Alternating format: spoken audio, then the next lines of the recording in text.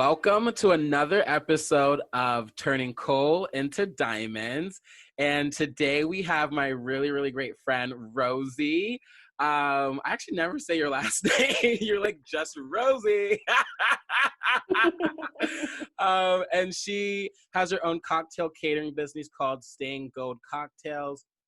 And she's worked with Patron Tequila for a long amount of years now.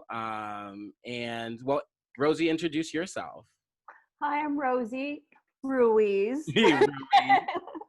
I have a cocktail catering company called Stayin Cocktails. I've been having amazing time working with Patron Tequila and numerous other brands. I get to work with celebrities, big events, create amazing cocktails. They're also tasty. And that's what I do. Awesome. I didn't know you've worked with actually other tequila brands as well. So it hasn't always been Patron. No, I mean, it's been Patron mostly for the last, I would say, 4 years. Yeah. I've worked with Bacardi, worked with Bekarovka. Okay. I mean, numerous brands. Just doing like events here and there.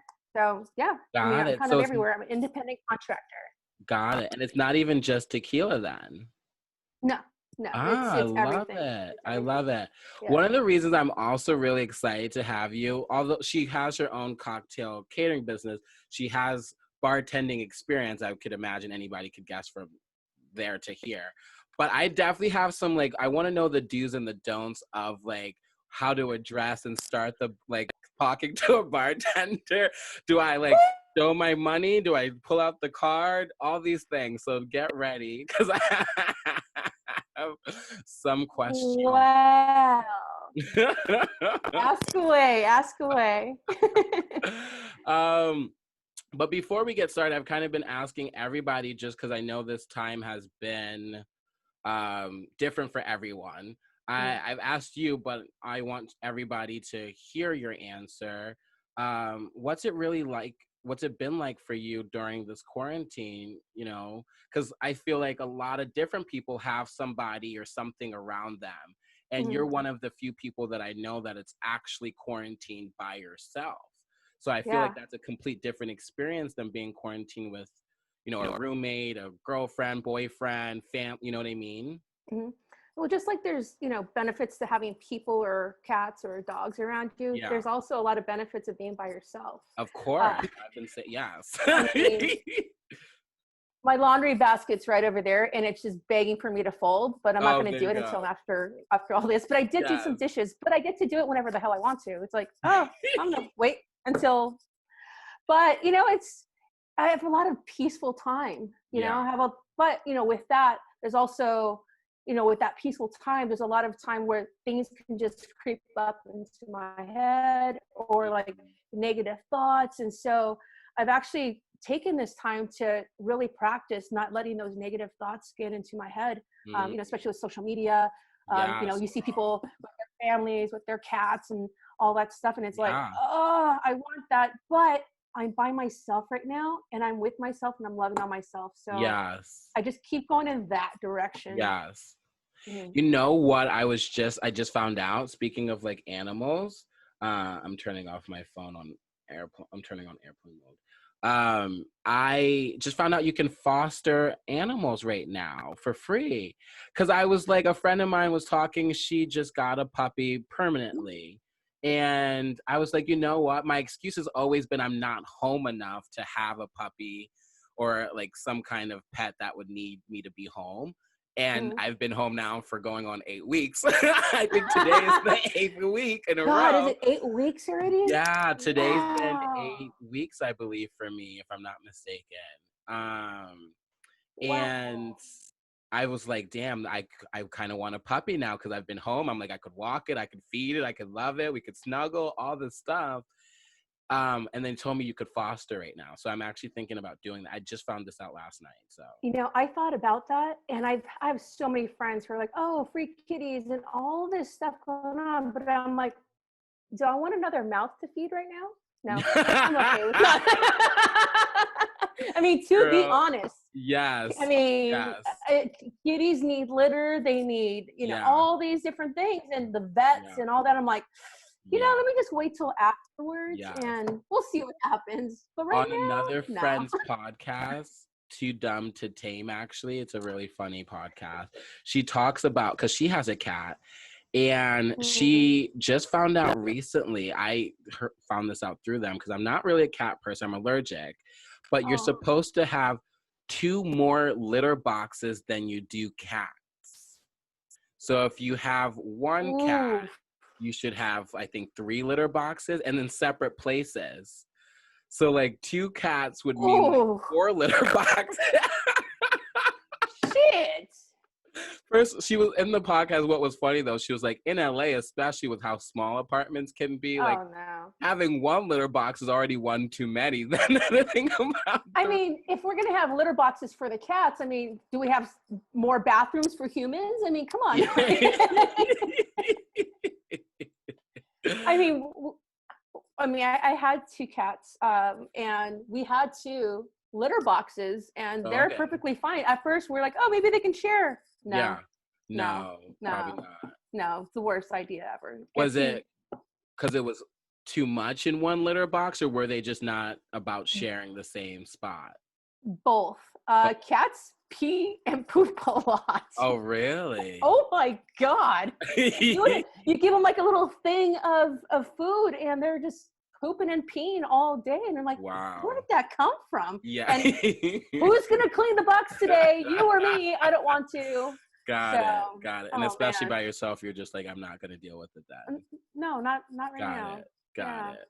Got hard enough time just you know, maybe washing my dishes or I mean I do it but because I'm cooking a lot more, it's like dishes every day and I'm like, oh my God, and I can't just go, oh, I'm just gonna put something in the microwave. No, I've got to cook something. So, I hear you. I feel you on that. Do you have a dishwasher or no? No. Oh, damn.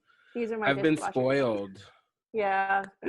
My last 2 apartments have I've never had one. What? Yeah, I've never had one. Never had one. Wow. Like not even like in your home house, like growing up? Nope.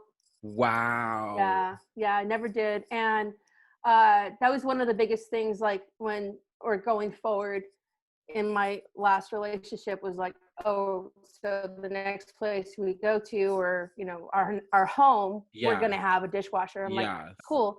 Because she grew up with one. And she was like, I am not. And I'm like, okay, well, you're going to have to learn how to wash dishes. That's so funny. Yeah. I'm lucky enough that I didn't. So from age, like until I was like 10 or 11, when my mom when she bought our family house, that's when we had a dishwasher. But for like up until 10 years, I think 10 to 12 or something, I had always just washed dishes, my own dishes. But then being like the end of middle school to high school, I was spoiled. And so but I didn't have a dishwasher in any apartment until my last 2. And I really realized as an adult how much I missed it. I was like, damn, these things really make. You know, one day, you know, my parents didn't have one because they never grew up having one. So they're like, oh, who cares? Girl, you know? So, I mean.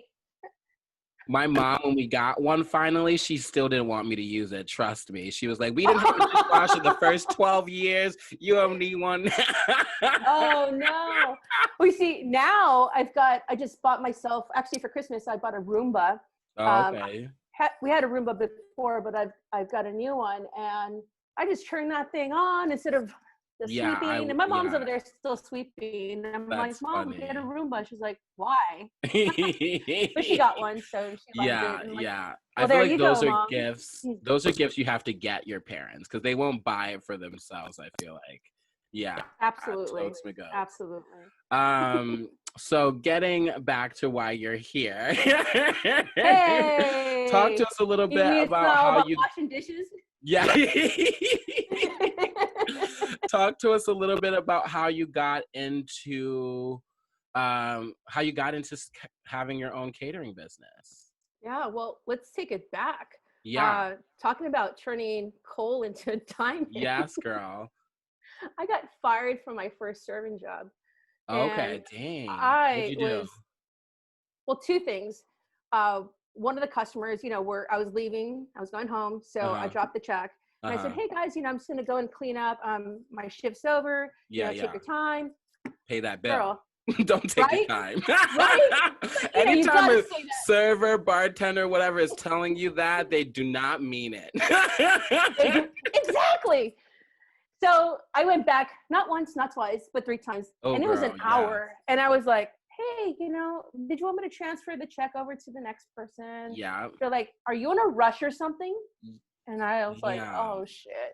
I was like, well, I'm leaving. And yeah.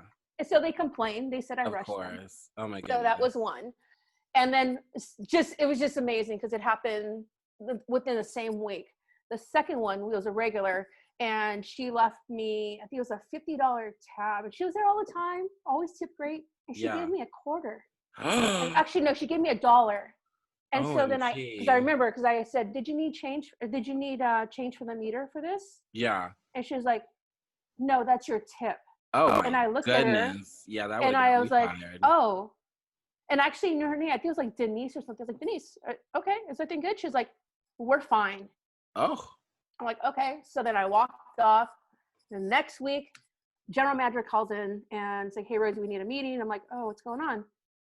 2 instances, you're fired. I'm no way. Yeah, I mean, you as a server know, like. Yeah. Things. Yeah. And so I was living with a girlfriend at the time, and I was like, what am I going to do? So I went into like the Yellow Pages. And oh my goodness, back in the day, Yellow Pages. Girl, I know about the Yellow Pages too. I'm not even trying to pretend. I know about them Yellow Pages. I'll actually even say I know about the Yellow Pages and how like it went to the internet even too. And like we used to get the booklet that would just come like every Sunday or something, like this fat book just on the front. That, and this thing's talk about wasting paper. Oh man, absolutely.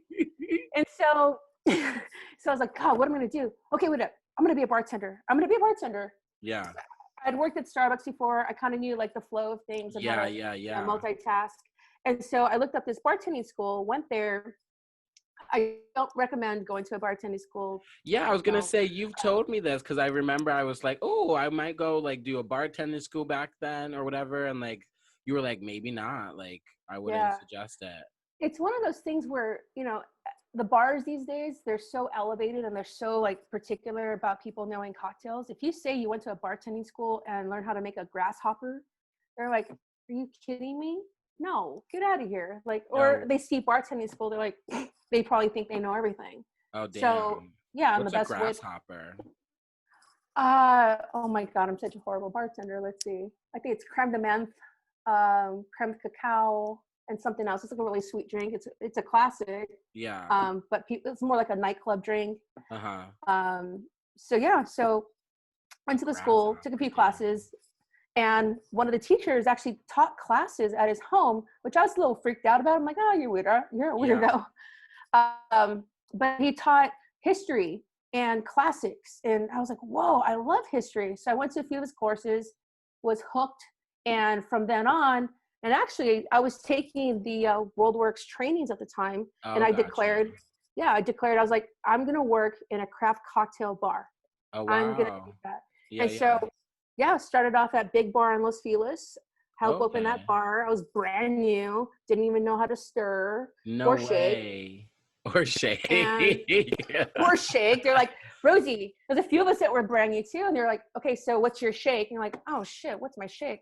And so I started doing my shake, and they're like, oh, wow, that's perfect. Stick with that for the rest of your life. I'm like, okay. Wait, so do people have their shake? There's not like just a shake. It's this is my shake, your shake, our shake. Well, let's shake. Yes. Wow, I did not know that. But so there's technical ways to do it. Yeah. And then you add your own flair to it. A little flair. A little something because you got to be doing something. You're like, yes, a little shimmy, a little shoulder, a little And if you don't like throw out your shoulder or throw out your back, so you got to work like ergonomics and all that into it too. You would never think about that.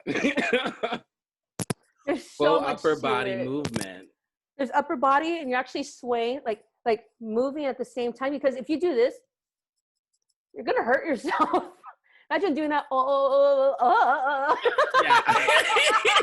For those of you that don't get to see this, we were both actually doing a little shake.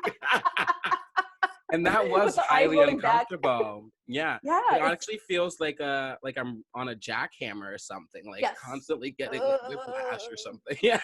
Yeah. So many injuries. So many bartenders have tore their rotator cuff muscles. I mean, who would have thrown thought? their backs out. Oh my God, it's horrible. But yeah, from there, I was there for 2 years. Then I got asked to run a bar in Pasadena. And then after that, I got an email one day to make some cocktails for an event. And I did. And it was for Patron, but they're vodka. So after that, wait a sec, back up now. Patron has a vodka? Yeah, ultimate vodka. What? And they have a rum too. Wow, I did not know. So So guys, most of you guys know I have partaked in a party or two myself. But I'm not like, I've never been a huge drinker. I've always, because as a bigger guy, I'm still very much a lightweight. So drinking for me is has always made me just be like, you know. But I did not know Patron made rums and vodkas. Yeah. Is that something that other companies probably do and I don't know, or is that something unique to Patron that they have, that they specialize in different liquors? You know, they definitely focus on, you know, tequila. Tequila is their baby. You know, they decided to like branch off into these, you know, other like vodka and rum. But since they've got acquired by Bacardi, the vodka and rum, I'm not sure if they're actually pushing that too much anymore, but definitely pushing like the tequila, the different ages and like the different levels as well. Wow. But yeah, so then I got invited to be one of the first bartenders to go down to the Hacienda in Mexico to go visit Patron. Oh, wow. And from there I got asked to do Margarita of the Year. I was Which runner-up. is like their like top shelf type competition, but for margaritas? Yes. Wow. Sick. And it was great. I mean, I met so many great people and, you know. Is that where Snoop Dogg was? Nah, Snoop Dogg, he has his own party. It's called the Sports Spectacular. And he has it every year. And he was hosting it this year. Oh, goodness. But yeah, I mean, with Patron, I've been able to fly around the country, do a lot of great events, meet a lot of cool people. Yeah, it's been great. So I've been doing those events and the cocktails for these events. So I said, why am I not doing this on my own as well? Yeah. And so also with Patron, I'm an independent contractor. So I work with them, not for them. So they're my client. Yeah. And that's something that I actually had to like think about as well for a while. I was like, oh, they're my boss. No, they're actually my client. Yeah. So then I obtained, you know, a lot of different clients through them, through word of mouth, through reputation, and decided to go with Stayin Gold. And Stayin Gold didn't start really easily. It was kind of hard. Sure. I had no idea what I was doing. And I got a lot of support from people and people willing and wanting to give me ideas or do my website or do this. Yeah. So I've been running with it and it's been great. It's been amazing. Awesome. What do you think it took you to jumpstart your own thing? Because I know you said, like, why weren't you? Because honestly, while you were talking, I was like, well, I'm going to ask why wasn't she just doing this herself then? What were you scared to make that plunge, or like, how did that come about? Because I feel like for a lot of people, like I said, with this podcast, we talked about it. Like, you have these thoughts. I have these thoughts about things that I really feel like, oh, I want to do this, but there's something that holds me back. What was it for you that got you over that? Well, I'll tell you why I didn't go forward. Well, reason why is that I was really comfortable at a bar, being behind the bar, getting this pretty steady income. Yeah. And every time I did an event, what ended up happening was that I would do these huge events, all these accolades, all these people saying, wow, Rosie. And then I come back to the bar and then I'd have a customer say, hey, do you even know how to make an old fashioned? Oh, gosh. And it just started clicking. I was like, wow, I do not like this kind of setting. I really don't know. I want to stay over there where I'm getting praise, I'm getting this, I'm getting rewarded and respected for doing the things that I love. So fortunately, another diamond moment. Yes. I got fired from that job. Oh my, I love wow. You notice how she said it was a diamond moment too this time. And it's funny because, I mean, I'll say this. We're not saying just go get fired from a bunch of places. Yeah, don't. We don't need all that. But this place was called Kohl's. Ooh, oh my goodness. I love that. But now it's a diamond. Yes, that's literally. That's literal. And I mean, to say the least, there was a lot of things at that time that were just coming crashing down on like a huge relationship, my job. And I was like, oh my God, my life is just crashing right now. And so one of the first steps I took was, and it wasn't even about my business, it was about taking care of myself. Yeah, which is important. It starts there, right? God, I got a coach, lost some weight, and I started focusing on me. But then as I started focusing on me, I felt like I was leaving that partner behind. And so then out of desperation, I was like, oh God, I need to save this relationship. I need to save it. And we ended up breaking up. But, that's another diamond moment because here I am. I haven't been behind a bar since December of 2018. Oh, wow. Yay. I've made it and I've been successful at yes, girl, we know. Yes. One of the things I know this is not hugely why you're here, but I love that you just kind of touched on it too, because I remember like just about relationships and stuff like that, because I remind the breakups are so weird, like when you like thinking back on how devastating a breakup can feel, like being in that like whether you're the breakup or the breakupper or whatever, I feel like there is a moment of like things are just different. And especially if you're the one that's being broken up with. For me, I've been in those like a month of just like literally listening to Sam Smith on my balcony crying. And then thinking like, how am I gonna do this? How am I gonna get out of this? And it could even not be in just relationship, but just being in a place of like, how am I gonna get out of this? And just now being years later being like, oh my goodness, I can't even believe I was crying over that person or that thing or that whatever. Like there really is such a beauty in what's on the other side of things sometimes. Absolutely. Yeah. I mean, and it's I was washing dishes and I had a moment. I was like, I just started crying. Yeah. I was like, whoa, because stuff like it comes in sometimes. In and out. Yeah.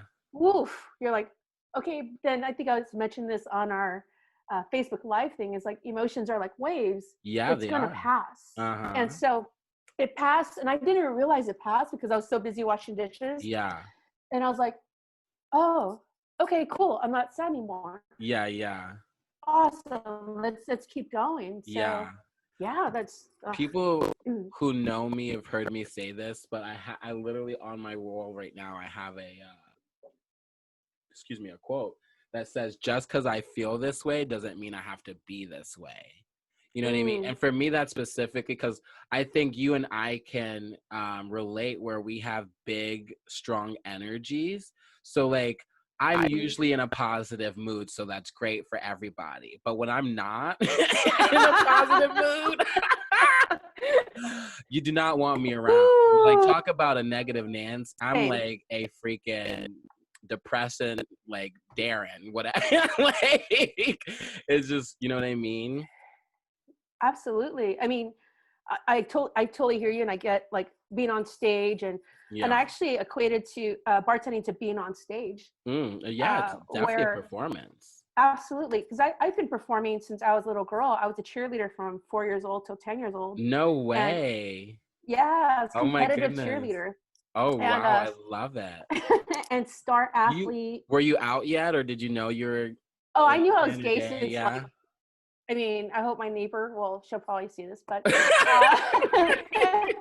and And it's funny because I actually saw her yesterday after not seeing her for almost like 10 years. Oh, no way. And I dropped off my cocktail mixes. Yeah. Yeah. I had a huge crush on her, and I was probably like 4.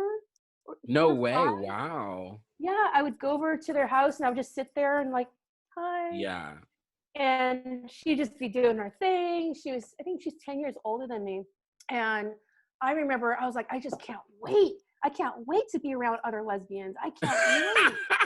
Like, I remember in elementary school, I remember I found out that there was this one school because they had schools come to our elementary school to recruit people. School? To Catholic schools. Uh-huh. Oh, wow. Yeah, so we had a few Catholic high schools come, and I remember seeing a girl with a asymmetrical haircut. This is like back in 1980. The gay cut. The gay cut. As I rock it. There you go. I feel like more now it's a Karen cut. Is that offensive? Karen cut, what's that? Have you not heard of the whole like things going on with the Karens? Karen. The ask for your manager. Is it that like? Yeah, that, you don't have it in the back. Yeah. Oh no. Here, I'm gonna tuck this because there you go. I'm gonna tuck my bang behind my ear. That's so funny. But the Karen cut, so that actually was a big deal in the 90s. No way. Oh my God. And yes, lesbians did have that like spiky in the back and then like in the front. You're like, whoa, dude. But, and I hate to say this, I mean, well, whatever. Mostly girls from like Arizona or the Midwest. I love it. I love it. Like big belt buckles and like the khaki shorts with the pockets. And like the wife beaters. Yes. And like I'm full on getting the exact image you're putting up. That's actually one of like my ex-friends, and I'm like, oh my God, I'm just describing her. Oh, that's so funny. That's great. So never went down that route. Yeah. Actually, I know this is so off topic, but I do want to talk to you a little bit being a gay man and like I was just watching a movie last night and with some friends, and it was so weird to watch it because they said the F word, they said faggot, and I like it took me aback, and I was like, oh my goodness, this movie would not, and it was a well-renowned movie too. I shouldn't say well-renowned at all, but because it was like one of those stoner movies, but it was when they dropped the F word, I was kind of like, oh, either way, I realized like things have changed so much in that 12 years. At the same time, it's still very like we still fight for rights and equality and stuff in different ways. How has that been like seeing like what it's like to be gay in the early like even 90s compared to like now? It's been so different, so different. Whereas now, you know, everybody's like, there's like, you know, like there's fluid, there's this, there's that, and there's a few more things. There's just so many, and I remember talking, you know, to my ex about it because I really wanted to get educated. You know, I really wanted to like hear, like, because I think everybody matters. Yeah, and for sure. Really, you know, and whatever pronoun and however you identify, like that's not my business to say no, you're wrong. Yeah. And so I remember coming out. Oh my God, I was in high school. I was like 14 or something. First girlfriend by 16. And wow. It was such so a you taboo. Like knew because I didn't know, but like I loved like you knew. Oh, I knew. I couldn't wait. I was like, oh, let's do this. Come on. Here it is. Where's Are we there yet? Like I remember. Oh my God, this is like one of my fondest memories. Is one of my best friends. I was a senior in high school, and she took me to West Hollywood for the first time. We drove onto Santa Monica Boulevard, and right at, I would say Fairfax. Mm-hmm. You know, we're driving in, and then we passed La Cienega, and I see the rainbow flags. Mm-hmm. I cried because for the first time, I was like, wow, I'm safe here. This is where I belong. And there were so many, West Hollywood is so different now. Yeah. Where there were so many gay bars, lesbian bars. There's at least 3. I know. I feel bad for you ladies because us gays, we just take over everything. Well, you know, it's that, it's not even, I mean, it's not even that. I mean, there's money in everything. I mean, Yeah. there's women who own gay bars, Yeah, lesbians yeah, who own yeah, gay yeah, bars. yeah. But what I saw in a documentary is that what's happening is that women, even if they're in couples, they can't afford to live in these big metropolitan cities. So Really? therefore, this is what all these gay bars used to be, like San Francisco. Wow. You know, the Cubby Hole, New York, here, LA, Girl Bar, Would you here. would you say that's because of the inequality as far as like pay rates for men and women, or Oh, absolutely. yeah. I mean, Wow. I know a lot of lesbian couples who make a good amount of money, but Yeah. they're having to live in the valley, or, you know, or somewhere God knows where. I mean, I'm very Interesting. Wow. fortunate to have found my place here in West Hollywood, but Yeah, girl. you know, nights, there's like lesbian Yeah, nights, yeah, but yeah, there's just yeah. lesbian bars. And I got to see, and I was actually a go-go dancer Oh, for a while really? there, like maybe like three I think years. I did know this Yeah. actually. I think I did this. And it was so fun. And it was like Yeah. all the women, imagine like, you know, like a regular, like a gay bar, not even Yeah. Mickey's. I'm talking a huge, huge, huge, huge bar filled with women, glitter, you know, coming from the sky. Like it Like was the just Abbey. every Friday night. Oh, absolutely. Like actually, I don't know if you've been to the place across the street, the factory. Yeah, the one with the upstairs and stuff too. Yeah. Yeah, in So that back room. so that upstairs room was actually the smaller room.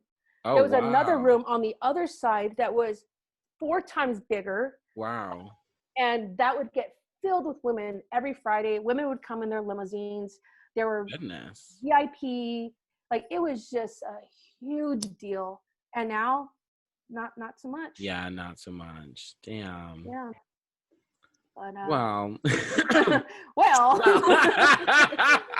well.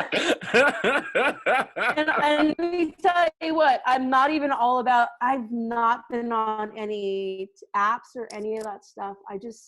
I really believe in like the, let's meet face to face, Yeah, and yeah, if it's yeah. magic, then it's magic. And if Yeah. not, then yeah, I Good like for you, magic. girl. Especially now, I'm on that. I was only on one app before the quarantine. Now I'm on 10. So There's 10? Oh my it's God. like I'm just joking. Well, I'm not joking, but I'm joking.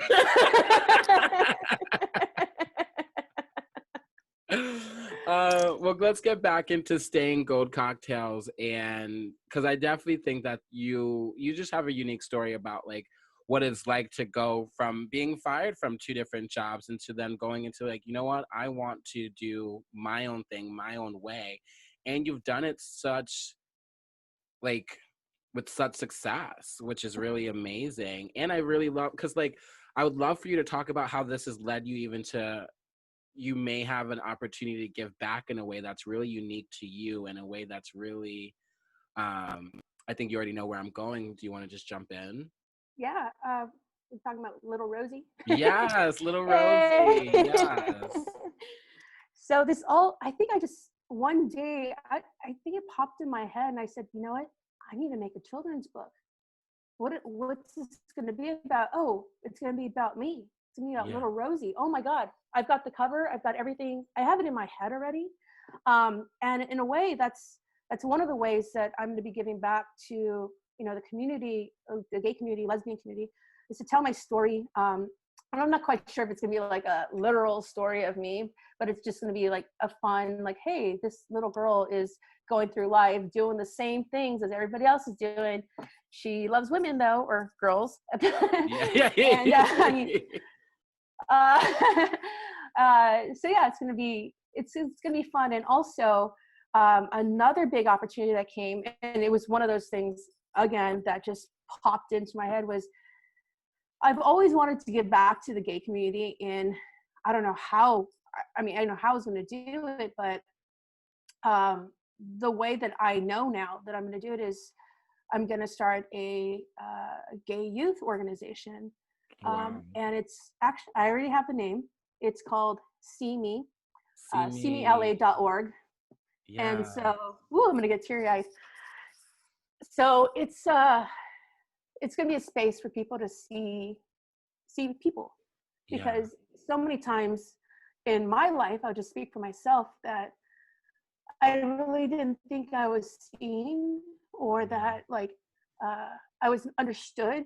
Yeah. And so see me is like see me, and not Yeah. what you want me to be, not what we think I'm supposed to be, but actually see me. Yes, girl. And how beautiful that is. Because even now, like even at my age, I'm like, there's still little parts that I'm like, maybe if I fix this, or maybe if I tweak this a little bit, this person or these people will like me. And it's not that at all. It's like, no, see me because I'm enough, and that's say that one more time. You broke up a little bit, but I want you to see.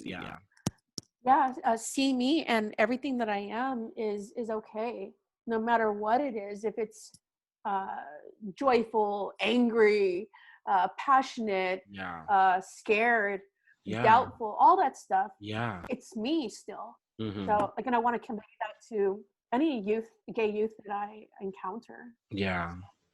SeeMeLA.org. I love that. Thank you.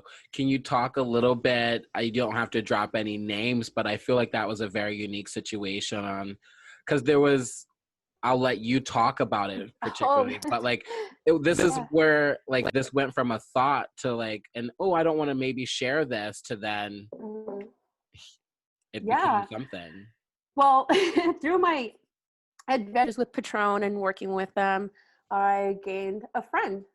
His name is Jean-Paul DeJoria. He was the owner of Patron Tequila, and we became pretty close. I mean, I'd see him at events, and so one day he said, Rosie, I'm gonna go see you at your bar. So his assistant calls me, and this is going on when I got fired from this last job. Relationship is going to shit. Like everything is just like, oh my God. Things are, you're feeling the cold moments for sure. Oh my God, absolutely. I'm like, Gah! Yeah. And I get a call from his assistant, and she's like, hey, when can I go see you at the bar? And I said, well, I'm not there anymore. And she's like, okay, well, there's a special somebody who wants to come and see you. And can we have lunch? And I said, yeah, of course.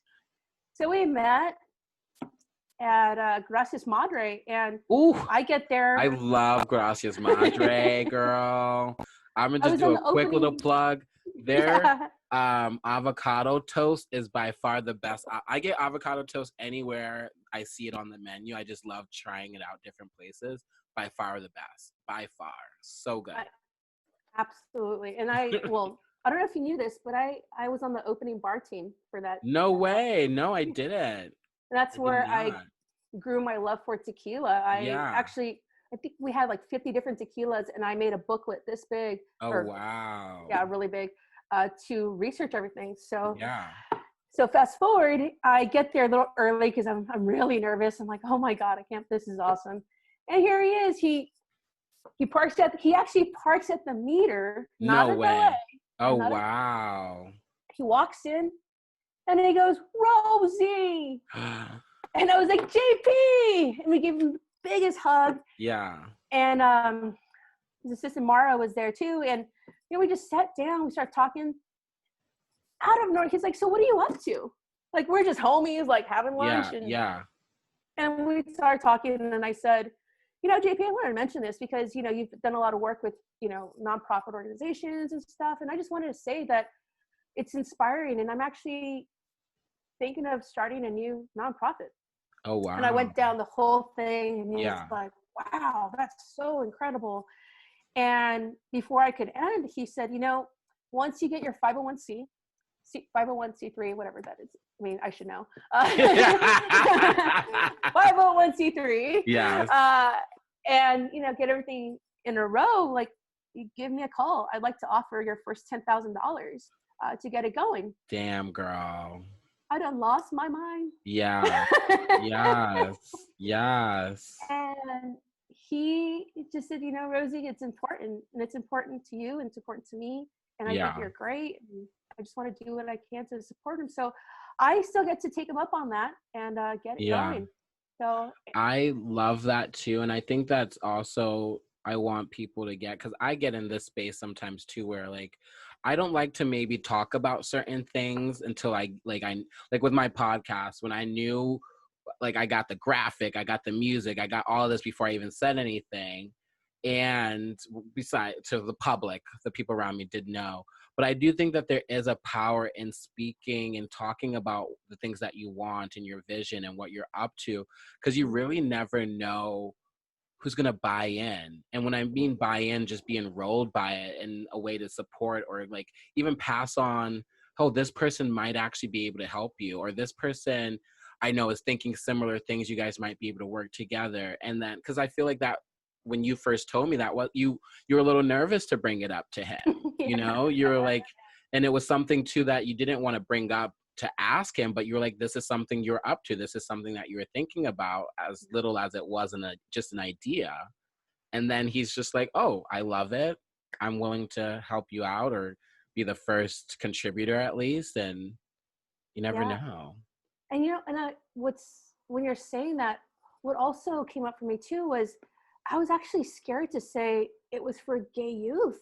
Oh, really? Wow. I was like, because we had this conversation earlier, is that like, oh, well, who cares? Or, this is just a me thing, or like, it's a me thing, and it doesn't matter. And it really does. Yeah. And I don't know who's listening. Mm-hmm. I don't know who's going to be listening to this and say, wow, Rosie, I want to work with you. Yeah, true shit. And so anytime, all 2 subscribers I have. I'm one of them. Actually, I think I need to. Oh my goodness, you're one of them. I'm one of them. So we have both subscribers. Oh man, but it's so true. It's like, somebody asked me today, or actually yesterday, they said, Rosie, how did you just decide that you're going to do these cocktail mixes and like deliver them? And I said, well, why not? Yeah. And talk a little bit about that, because the listeners may not know. You did something pretty special still for Cinco de Mayo and during quarantine to still get, you kind of catered. Yeah, totally. You did. You totally catered in a different way. It's so funny. Yeah. So I made 3 different mixes. You can mix them with preferably tequila, vodka, or gin. And so what I did is I, fresh squeezed the lime juice, homemade syrups, packaged them. I even added like the salt rims, like the salt little packages that you can put on the rim. And I hand delivered them to like 10 people, all within LA County yesterday. And it was just so beautiful, the response that I was getting. Yeah. And, along with all these people who are doing stuff online, like I didn't think, oh, well, if I did this, nobody cares or whatever. And I had that mentality and I'm like, okay, no, Rosie, it's okay. Do it, leap, jump. See what happens. Yeah. Just, you might get 1, you might get 0. Yeah. And it's okay because you made that leap. Mm-hmm.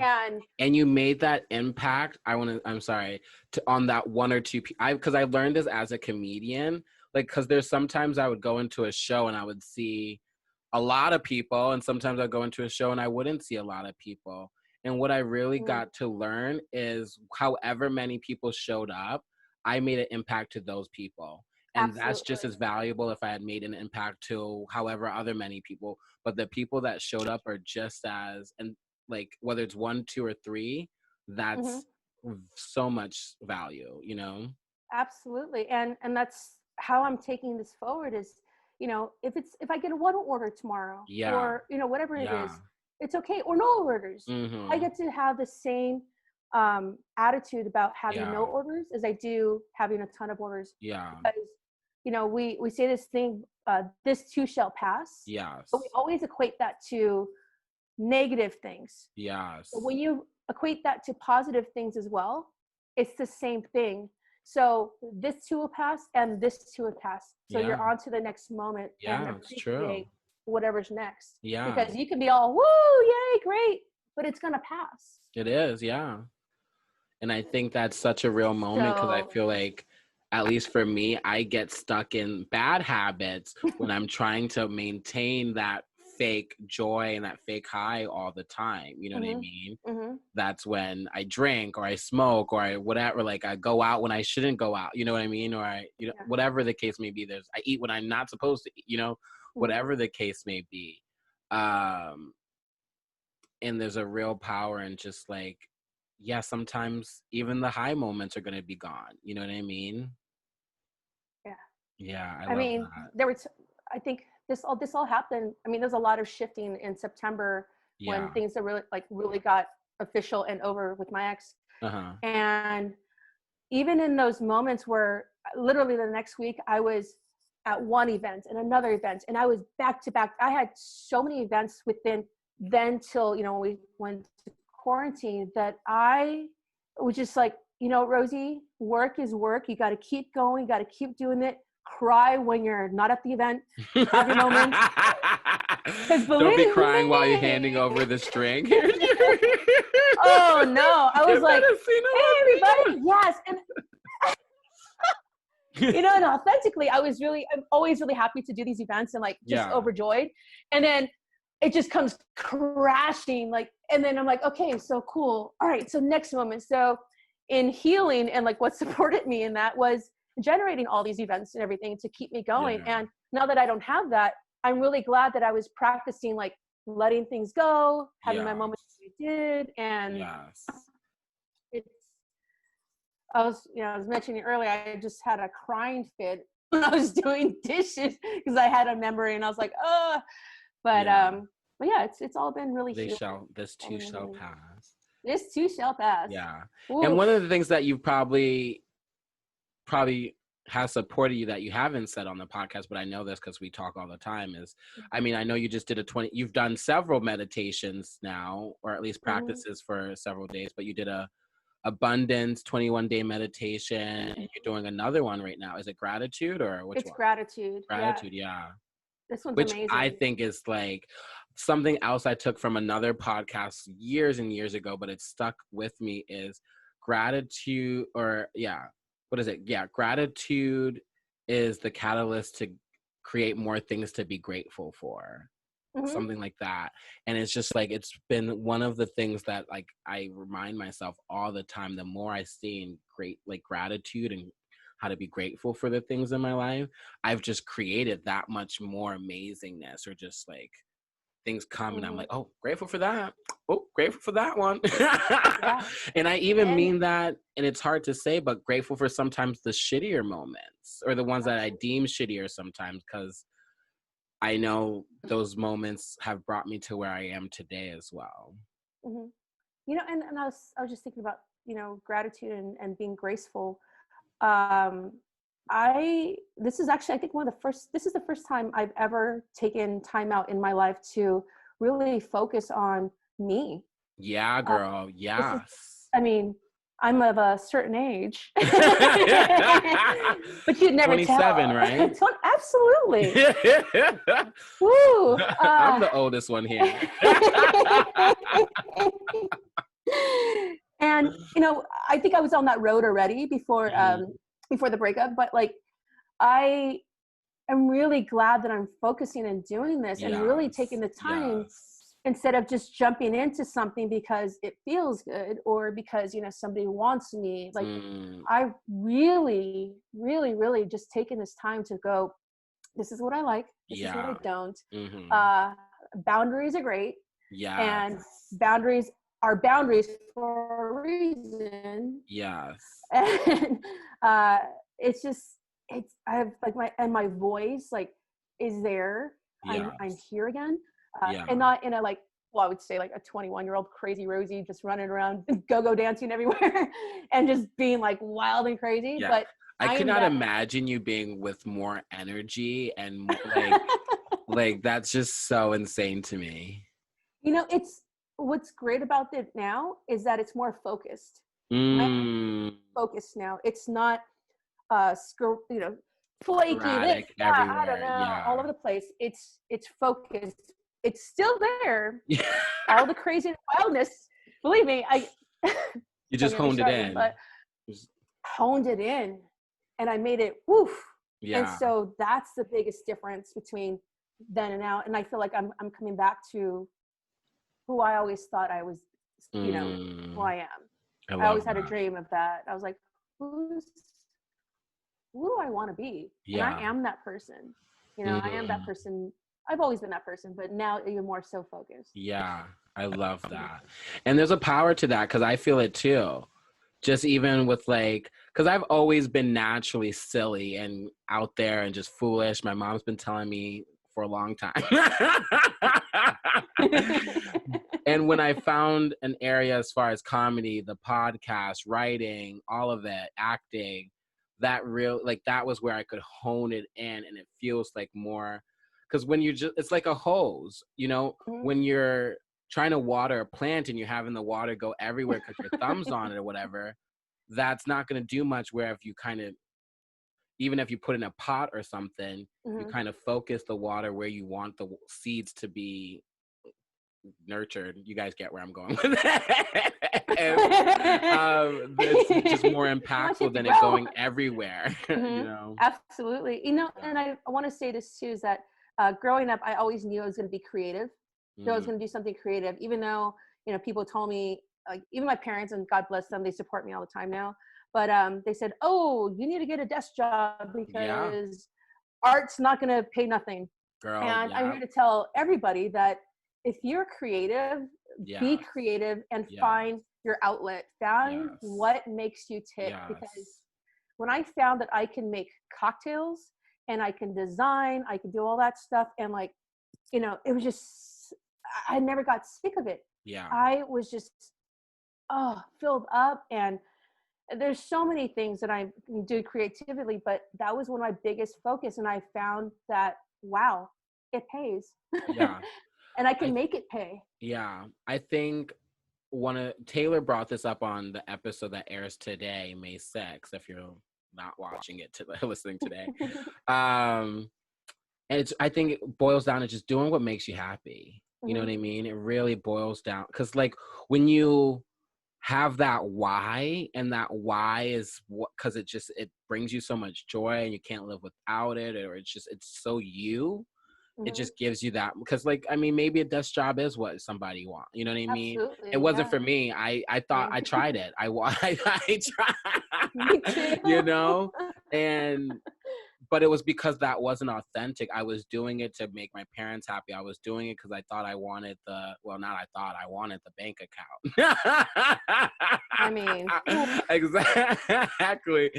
And I found that like I can still have all of that by doing what I want. You know what I mean? And it's really funny because I think now my parents really get, at least my mom, because she's always like, is comedy gonna pay? Like, what are you going back to that therapist job you were working for, or whatever? And now that she's starting to see me just like doing what I love and doing it well and being okay financially and being okay, just keep, like, her biggest thing, as long as I'm not a crackhead and I'm not in jail, I'm pretty good. I hear you. So I'm doing pretty well already. You're like, I'm doing pretty good. Yeah. And I bought my grandmother a flat screen TV when I went home last time, so I feel like that that calmed everybody down too. Amazing. You know, I also feel that, you know, because like you're an artist, I'm an artist, like, and our parents see us, and I'm not sure if your mom's quite there yet, but like my mom's like, oh, well, I'm gonna go make some blankets. I'm gonna go, you know, paint something. I'm like, you go, Mom. Yes. You know, I tell my mom that all the time. I used to tell that her, like, because my mom, she's a single mom, or is, I don't know. I'm like, I'm so old now. I'm like, I don't know. And for the longest time, I do, like, what I will say, I'm so grateful that my mom really made sacrifices. And I've always told her, though, I never wanted her to feel like she was sacrificing. Oh, you know what I mean? And I think that's one thing that she's getting to experience with me, is like, I just want her to be happy. And I feel like at the end of the day, like, that's what she wants for me too. And I'm just like, because everything that I do now, it's because I really want, you know, my parents, my grandmother, my mom to be taken care of the way I was. You know what I mean? Absolutely. And I feel like now that I'm more of an adult and she's seeing me applying that and doing that so well, like she can like let go of the restraints a little bit and actually do certain things. But I tell her, I'm like, Mom, go out, like do what you like, go take a cruise vacation. Don't worry about me. You know what I mean? Like absolutely. Like during this, my mom still sent me money during this time of quarantine, and I told her like, I ain't hating on the money. Like obviously I'll take it, but I'm like, Mom, do not worry about me. You know what I mean? But she's still like, she's being a mom. And mom's always gonna be mom. Yeah. I'm telling my sister this. I'm like, yeah. Mom's always gonna want to take care of you, and it's okay. Like just let her. Yeah. And you know, like there's boundaries too, but like for sure. Let mom be mom. Yeah. And I think where I was going with is just as artists, I feel like they just want us, like, once I got that my mom's worry wasn't so much like she wasn't like proud of me or like didn't want me to be a comedian. It was more so that she just wanted me to be safe and taken care of. And, you know, once I got it like that, it didn't bother me as much. You know what I mean? But like because I went to school for being an accountant. Oh. So to go from being an accountant to being a comedian, she's like, oh, what? You want to rethink this? Are you sure? Have you seen how much they make? No, Mom, I want to make people laugh. Oh, you are. Oh my goodness. Yeah, exactly. OMG. Yeah. Oh man. That's so funny. Speaking of moms like wanting to like take care of you, my mom calls me at 6:00 in the morning on Friday, and I answer the phone. I'm barely awake. Are you okay, Rosie? Rosie, are you okay? I'm like, Mom, what happened? Well, you haven't posted anything on Instagram in a while. So OMG, that's so funny. Yeah. I'm like, oh, I'm so sorry, Mom. She's like, well, you know, I get worried. I check your Instagram. If I don't see you post, OMG. I'll make sure to post just for you. That's actually really cute. That's really cute. What I will say after I just saw all this nice stuff about my mom, she hates my Instagram. She hates my posts. Like she hates to death my posts. She does not look at anything I post and or do.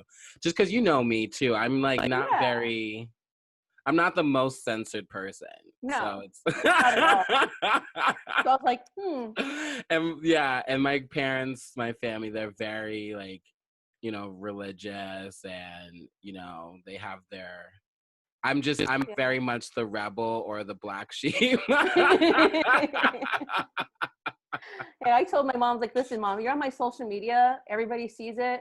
Yeah. And, you know, if you got something to say it. But just know I'm just going to put whatever I want on there because it's mine. It's my life. And you can say what you want to say. But she's like, don't put anything weird. I'm like, okay, that's everything. I so know. I know. I'm actually going to say this. And then just because I think it's so funny, but my mom is going to hate this. So this story is like, so there was a time where my mom and my dad even really, we had a huge like rift between us even after the trainings where we got like so close and stuff like that. And that was because like I was in like my Miley Cyrus phase where I was just like, I'm gonna do me, post what I want, do what I want, I'm gonna post about like anything, you know. I was doing stuff, yes. And this particular picture was not something that I was doing to get reactions. But anyways, so I had an old picture of me from like freshman in college or whatever, where I had a popsicle stick coming out of my mouth. And I had a lollipop, and somebody took a picture of me. And then this was when Snapchat was like really big and all the different filters and stuff like that. And so they had a filter where you could smash two pictures of yourself together to make one picture. And I took the picture of me with the lollipop, and I took me a picture of something else, and I forced them together. And I looked busted. Like my eyes were all droopy. The like lollipop stick was kind of like crooked, and it just was so fun. I was dying the way I looked like I had some like medical issues. And so like I thought it was funny. I posted this, And I posted this picture. And after this picture, my mom, like, I kind of felt like there was some stuff going on. Like, she just, anytime it came up about social media, she would just like be really angry, but she wouldn't say something. And then like one day I finally was just like, Mom, like, what's so wrong? Like, what's wrong with my Instagram? Like, what are you guys talking? Like, what am I posting so badly that you guys are like worried about me? And she was like, and that one picture you posted with you with the jizz coming out your mouth, why would you post something like that? And I was like, what? What are you talking about? And she sent a screenshot of that picture, and she thought the lollipop stick was oh my God. mouth. And I was like, Mom, you would think that I would post something like that? Yes. Yes, son. That's what I think of you. And like, it was so funny, like, for us. And it was so funny that you say that too, because I literally, I had somebody else that was my coach at the time, and I send up I'm like, can you believe my mom would da da da da? And I show her the picture, and she's like, oh, she's like, why would you post? I'm like, well, because I know it's a lollipop. Like, literally my head, and you know how gay I am, like, you know where my, like, I did not think it's coming out of your mouth. I know my jokes and my comedy does not give me any kind of credibility right now. But I did not think that's what it looked like. That was, and to have that conversation with my religious mom too was like, oh, now I can see why you guys think something's going wrong with me. Yeah.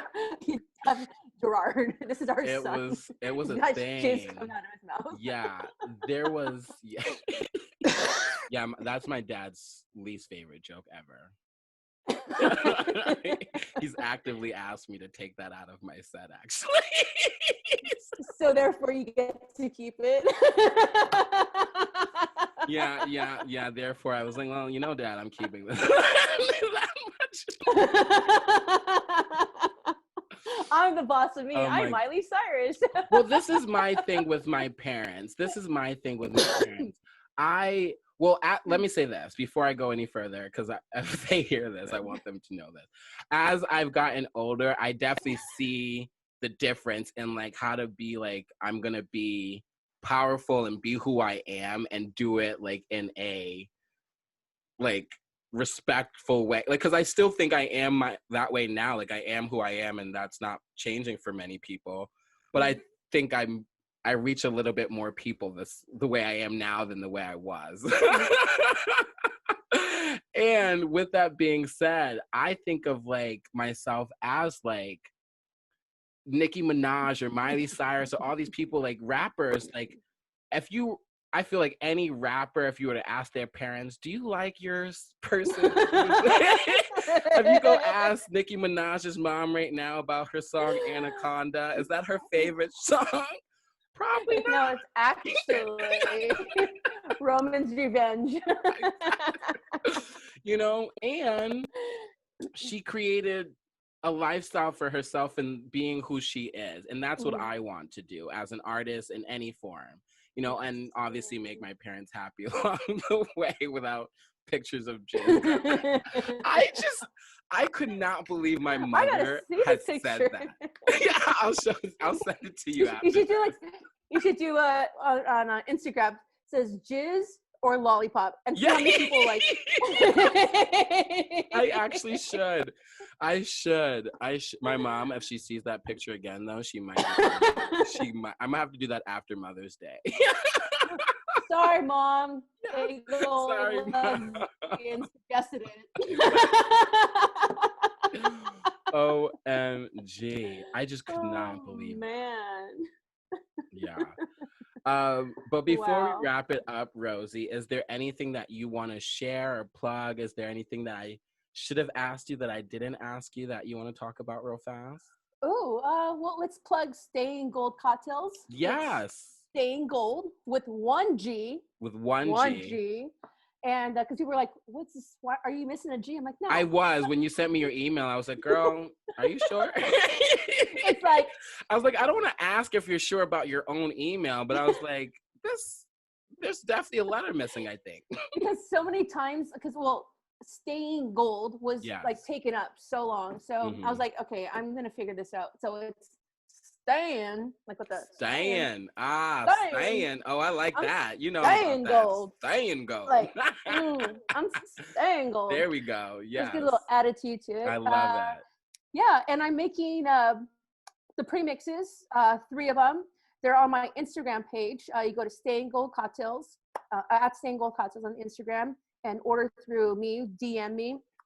I'm taking orders until Thursday, 8 o'clock, and for delivery on Saturday. So it's perfect for Mother's Day if you want to treat her, or even just treat yourself, your mother, not a mother, whatever.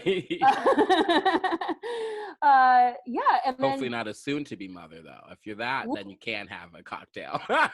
you know, actually, but yeah, so Stayin Gold Cocktails, and then, follow me there on Instagram, and then also keep a lookout for my children's book, Little Rosie, or Little Adventures of Little Rosie. Haven't quite figured out the thing. And then there's a lot of things. I'm actually going to start making the syrups that I'm making for these deliveries shelf stable. That's going to be in the future, but so that people can actually I can sell them to like all over the country. Oh, wow. And have them in stores. Yes. I'm actually in the process of making a tote bag. I just got the patterns today. Oh, sick. So I'm doing that. My nonprofit organization, seemela.org. There's no website just yet, but keep an eye out for it. And yeah, I mean, and I don't think there's anything else, but just keep being you and keep loving yourself, and everything else is gonna fall into play. Take a look at that. And obviously you guys can find me at I am Gerard Cole on Twitter, Instagram, and TikTok. And I have you can find me on Turning Coal into Diamonds on YouTube, and turningcoalintodiamonds.com online. But thank you guys for tuning in to another amazing episode. Rosie, thank you so much for being here with me. Gerard. It's been such a pleasure. I love spending any time I get to spend with you. Thank you. So much fun. Yes. And then for you guys, as always, keep turning coal into diamonds.